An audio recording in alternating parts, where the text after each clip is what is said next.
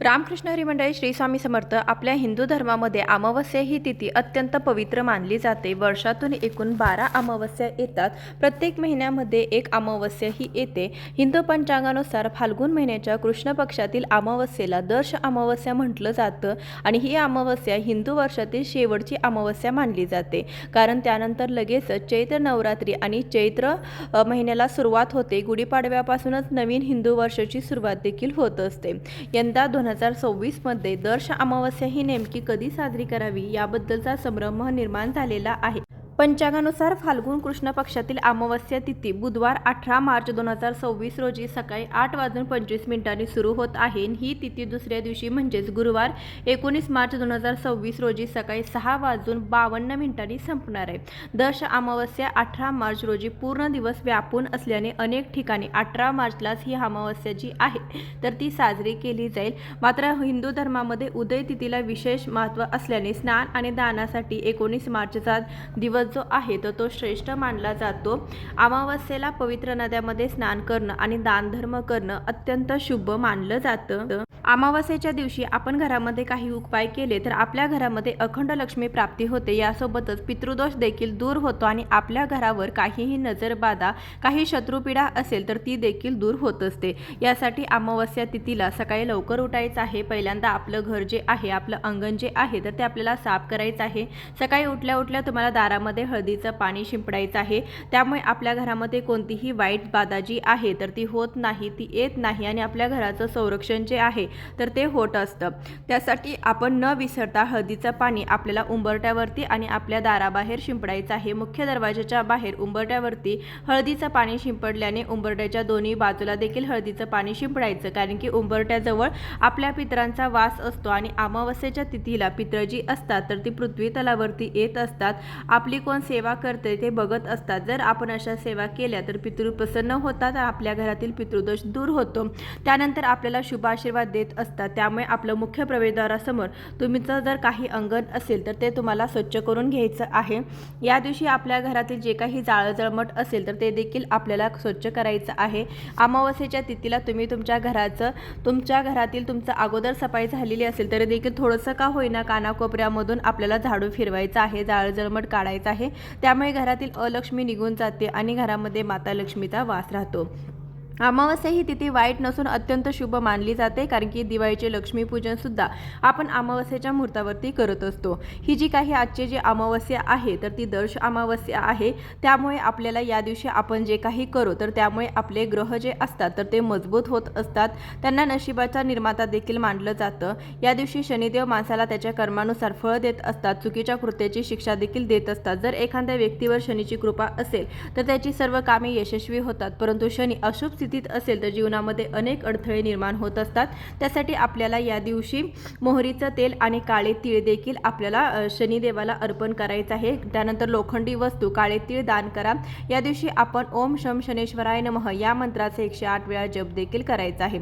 या दिवशी तुम्हाला सूर्यदेवाला जल अर्पण करायचं आहे. सूर्योदय झाल्यानंतर तांब्याच्या भांड्यामध्ये पाणी भरून सूर्यदेवाला अर्घ्य अर्पण करायचं आहे. या दिवशी तर्पण पिंडदान देखील केलं जातं. पिंपळाच्या झाडाची पूजा करावी. त्यामुळे शनिदेवाचा प्रभाव कमी होतो, पितृदोष नष्ट होतो, जीवनामध्ये शांती आणि समृद्धी येते. बऱ्याच वेळा आपल्या घरामध्ये नजरबाधा किंवा शत्रुपीडा किंवा पितृदोष असतात. त्यामुळे आपली कोणतीही कामे जी आहेत तर ती पूर्णत्वास जात नाहीत. त्यासाठी आपल्या घरातीलची संपूर्ण स्वच्छता तुम्ही करून घ्या. कारण की दुसऱ्या दिवशी गुढीपाडवा देखील येणार आहे. गुढीपाडव्याच्या अगोदर आपली साफसफाई जी आहे तर ते आपल्याला करायची आहे. गुढीपाडव्याच्या दिवशी जास्त साफसफाई करू नये. त्यानंतर अमावस्याच्या दिवशी न विसरता तुम्हाला तुमच्या घरातील फरशी पुसायची आहे. फरशी पुसत असताना त्यामध्ये गोमूत्र, खडे मीठ आणि चिमूटभर हळद टाकायची आहे. हळद आणि मीठ टाकल्यामुळे आपली जी फरशी आहे तर त्यावरती नकारात्मकता जी आहे तर ती दूर होते. घरामध्ये काही वास्तुदोष असतील तर ते देखील दूर होतात आणि आपल्या घरावरती काही दोष असतील तर ते देखील दूर होतात. आणि या पाण्याने फरशी पुसल्यामुळे आपल्या घरातील छोटे छोटे जे जीवजंतू असतील तर ते देखील येत नाहीत. काहीतरी उन्हाळ्यामध्ये मुंग्या होतात, मच्छर होतात, त्याचं प्रमाण देखील कमी होतं आणि अँटीबॅक्टेरियल देखील बनत असतं. त्यासाठी या दिवशी तुम्हाला मिठाने आणि हळदीने आपल्या घरातील फरशी जी आहे तर ती अवश्य पुसून घ्यायची आहे. घरातील प्रत्येक गृहिणीचा जिव्हाळ्याचा विषय म्हणजे घरातील स्वयंपाकघर, ज्याला आपण किचन असं देखील म्हणतो. या किचनमध्ये शाकाहारी आणि मांसाहारी दोन्ही प्रकारचे पदार्थ जे आहे तर ते बनले जातात. जेव्हा अमावस्या येईल तेव्हा गॅस आणि किचन ओटा अगदी स्वच्छ घासून पुसून आपल्याला स्वच्छ करायचं आहे, कपड्याने कोरडा करायचा आहे। स्वच्छ झाल्यानंतर किचनच्या भिंतीवरती हळदीने आपल्याला ओल्या हळदीने स्वस्तिक हे चिन्ह काढायचं आहे। हळद घरामध्ये सकारात्मक ऊर्जा आणते आणि स्वस्तिक हे चिन्ह हिंदू धर्मामध्ये शुभ मानलं जातं। त्यासाठी किचन स्वच्छ केल्यानंतर गॅसची पूजा आपल्याला आवर्जून करायची आहे। गॅसची पूजा करत असताना एखादा मातीचा दिवा देखील तुम्ही किचनमध्ये लावू शकता आणि त्याची देखील आपल्याला पूजा जी आहे तर ती करायची आहे। अमावस्येला लावण्यात येणारा हा दिवा कायम तिळाच्या किंवा मोहरीच्या तेलाचा असावा। पूजा करताना आपल्या अन्नपूर्णा देवीचं स्मरण आपल्याला करायचं आहे। सकाळी आणि संध्याकाळी दोन्ही टाइमला तुम्ही तुमच्या किचनची पूजा करून अन्नपूर्णा मातेचा आशीर्वाद तुम्ही घेऊ शकता। किचनमध्ये जिथे आपण मातीचा माठ भरून ठेवतो म्हणजे पाणी भरून ठेवतो तर तिथे देखील पितरांचा आशीर्वाद असतो असं सांगितलं जातं। त्यामुळे तुमचा जर माठ किंवा पाणी भरून ठेवलेलं ज्या ठिकाणी तुम्ही ठेवता त्या ठिकाणी तुम्हाला एखादा दिवा प्रज्वलित करायचा आहे। दक्षिण दिशेला तोंड करून हा दिवा प्रज्वलित करू शकता आणि दुसऱ्या दिवशी तुम्ही हा दिवा जो आहे तर तो काढू शकता। अशा प्रकारे देखील आपण उपाय केले तरी देखील आपल्या घरातील पितृदोष जो आहे तर तो कमी होत असतो। अमावस्या तिथीला आपल्याला दहीभात घ्यायचा आहे। बिना मिठाचा थोडासा दहीभात आपल्याला शिजवायचा आहे, त्यामध्ये चमचाभर दही घालायचा आहे। हा दहीभात आपल्याला मुख्य प्रवेशद्वारावरून उतरून घ्यायचा आहे। या दिवशी तुम्हाला 12च्या आत कधीही तुम्ही टेरेसवरती गार्डनवरती किंवा तुम्हाला जिथे कुठे पक्षी येतात तर त्या ठिकाणी तुम्ही हा जो भात आहे तर तो ठेवायचा आहे। त्यामुळे आपल्या घरातील पीडा दूर होते, त्यासोबतच आपल्याला पितरांचा आशीर्वाद देखील लाभतो, पितृदोष देखील दूर होतो। तर कसा उतरायचा आहे तर इथे मी तुम्हाला किचनला उतरवून दाखवलेला आहे। अगदी त्याच प्रकारे तुम्हाला मेन दरवाजाच्या म्हणजे मुख्य दरवाजाच्या वरती असं करायचं आहे। 3 वेळा फक्त आपल्याला उतरवायचं आहे। कोणाशीही न बोलता आपल्याला हा जो भात आहे तर तो पक्ष्यांना खाऊ घालायचा आहे। अमावस्येच्या दिवशी आपलं मुख्य प्रवेशद्वार जे आहे तर ते सुशोभित करायचं आहे। आपला मुख्य दरवाजा जो आहे तर तो देखील आपल्याला पुसून घ्यायचा आहे। मुख्य दरवाजावरती आपल्याला उंबरट्याची पूजा देखील करायची आहे। हळदीचं लेपन करायचं आहे। हळदीचं लेपन करण्यासाठी थोडीशी हळद घ्यायची, त्यामध्ये थोडंसं गोमूत्र घालायचं आहे, त्याची एक पेस्ट बनवून घ्यायची आहे। त्याचं हळदीचं लेपन तुम्हाला त्यानं करायचं आहे। उंबरटा फुलांनी आणि रांगोळी सुशोभित करायचा आहे। उंबरट्यावरती तुम्हाला हळदीचं लेपन केल्यामुळे आपल्या घरामध्ये भगवान श्रीहरी आणि माता लक्ष्मी यांचा प्रवेश होत असतो। यासोबतच आपल्याला अमावस्येच्या तिथीच्या दिवशी जी काही नकारात्मकता, जी काही करणी बाधा असेल तर ती आपल्या घरावरती देखील होत नाही, ती देखील दूर होते। त्यामुळे आपल्या घराचं संरक्षण होतं। हळदीचं लेपन आपल्या घरामध्ये असल्यामुळे नकारात्मकता आपल्या घरामध्ये प्रवेश करत नाही आणि नकारात्मकतेपासून आपल्या घराचं संरक्षण होत असतं। न विसरता उंबरट्यावरती आपल्याला हळदीचं लेपन जे आहे तर ते करायचं आहे। हळदीचं लेपन केल्यानंतर दोन्ही बाजूला 2 दिवे लावून आपल्याला हळदी कुंकू लावून दीप धूप ओवाळून आपल्याला त्याची पूजा देखील करून घ्यायची आहे। त्यानंतर आपल्याला आपलं मुख्य प्रवेशद्वार जे आहे तर ते स्वच्छ करून घ्यायचं आहे। मुख्य प्रवेशद्वारावरती आपल्याला ओल्या कुंकवाने आणि ओल्या हळदीने स्वस्तिक हे चिन्ह काढायचं आहे। स्वस्तिक हे शुभतेचं प्रतीक आहे। सर्व देवी देवतांचा वास हा स्वस्तिक या चिन्हावरती असतो। आपल्या मुख्य प्रवेशद्वारावरती स्वस्तिक हे चिन्ह असेल तर माता लक्ष्मी घराकडे आकर्षित होत असते। आपल्या घरावरती कोणत्याही प्रकारची नकारात्मक शक्ती आपल्या घरामध्ये प्रवेश करत नाही। त्यासाठी स्वस्तिक हे चिन्ह आवर्जून आपल्याला बनवायचं आहे। त्यानंतर स्वस्तिकची आपल्याला पूजा देखील करून घ्यायची आहे। अमावस्येच्या दिवशी तुळशी मातेची पूजा केल्याने लक्ष्मीचा आशीर्वाद आपल्याला प्राप्त होत असतो। या दिवशी तुळशीची पूजा केल्यानंतर 108 वेळा प्रदक्षिणा घालावी। तसेच असं केल्याने तुमच्या घरातील आर्थिक भरभराट होते, कर्जातून मुक्ती देखील मिळते। तसेच या दिवशी ओंकाराचा जप करा, सूर्यदेवाला अर्घ्य द्या। असं केल्याने घरातील दारिद्र्य दूर होत असते, घरातील सदस्यांची प्रगती होते। तुळशी मातेची तुम्ही पूजा करत असताना तुळशी मातेला हळदी कुंकू लावायचे आहे, त्यानंतर जल अर्पण करायचं आहे। तुपाचा दिवा सकाळी आणि संध्याकाळी तुळशी मातेजवळ आवर्जून लावायचा आहे। तुपाचा दिवा तुळशी मातेला लावल्यामुळे माता लक्ष्मी घरावरती प्रसन्न होत असते, आपल्या घराची भरभराट होत असते। अमावस्या तिथीला आपण जेव्हा जाळे जळमेटे घरातले काढतो त्यावेळेस घराची साफसफाई करतो तर त्यावेळी घरातील काही तुटक्या फुटक्या वस्तू ज्या आहेत तर त्या देखील आपल्याला घराबाहेर टाकायच्या आहेत। बघा, दुसऱ्या दिवशी गुढीपाडव्याचा सण जो आहे तर तो येत आहे। गुढीपाडव्याच्या अगोदर आपण अशी काही कामे करायची आहे। घरामध्ये तुटलेल्या फुटलेल्या वस्तू ज्या असतील, तुटक्या चपला असतील, बंद पडलेले घड्याळे असतील किंवा इलेक्ट्रॉनिक वस्तू असतील, अशा काही ज्या वस्तू असतील, फाटलेले कपडे असतील, ह्या वस्तू तुम्हाला घराबाहेर काढायच्या आहेत। त्यामुळे घरामध्ये खूप जास्त प्रमाणामध्ये नकारात्मक ऊर्जा साचते, त्यामुळे घराची प्रगती जी आहे तर ती होत नाही। त्यासाठी अमावस्येच्या तिथीच्या दिवशी आपल्याला अशी ज्या काही वस्तू आहेत तर त्या घराबाहेर काढल्यामुळे घराची प्रगती होते आणि आपली आर्थिक भरभराट देखील होत असते। ज्या काही काचेच्या तुटलेल्या फुटलेल्या वस्तू असतील त्या देखील तुम्हाला या दिवशी घराबाहेर काढायच्या आहेत।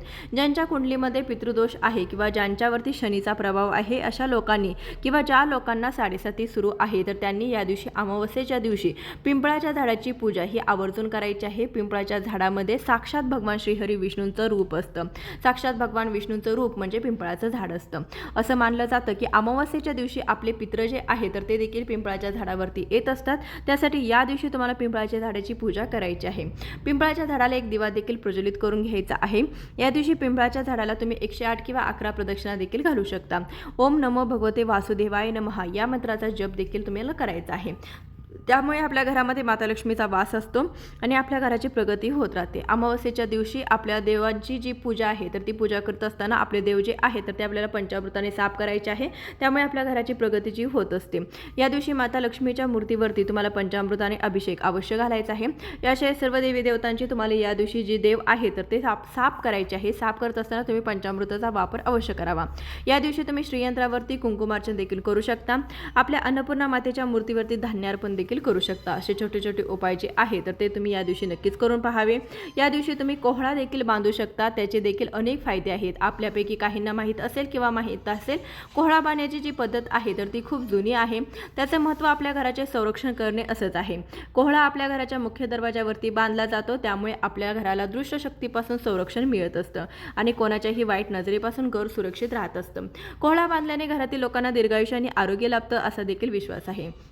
तो घराच्या बाहेर बांधला जातो कारण की यामुळे दृष्ट शक्तींचा घरामध्ये प्रवेश होत नाही आणि नजर दोषापासून देखील आपलं संरक्षण होत असतं। कोहळा घरात आणताना तो पाण्याने स्वच्छ धुवावा, स्वच्छ कपड्याने पुसावा। कोहळ्यावरती दोन्ही बाजूला आपल्याला ओम किंवा स्वस्तिक हे चिन्ह काढायचं आहे। स्वस्तिक हे चिन्ह तुम्ही ओल्या कुंकवाने काढू शकता आणि ओम हे चिन्ह तुम्ही देखील ओल्या कुंकवाने किंवा ओल्या हळदीने काढू शकता। त्यानंतर गंध, अक्षदा, हळदी कुंकू, फुलाने त्याची पूजा करावी। कोहळ्याला काजळाने एक रेष देखील वडली जाते कोहळ्यावरती। त्यामुळे दृष्ट शक्तीपासून आपलं संरक्षण होत असतं।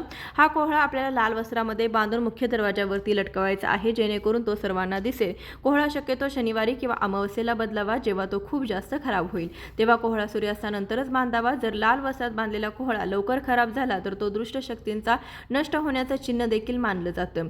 कोहळा बांधण्याची ही पद्धत आपल्या संस्कृतीपासून आलेली आहे आणि तिच्यामध्ये घराचे संरक्षण करण्याची शक्ती जी आजच्या व्हिडिओमध्ये बरीचशी माहिती देण्याचा प्रयत्न केलेला आहे। व्हिडिओ आवडला असेल तर व्हिडिओला एक लाईक करून जास्तीत जास्त लोकांपर्यंत नक्की शेअर करा। भेटूया अशाच एखाद्या व्हिडिओसोबत। तोपर्यंत खूप खूप धन्यवाद।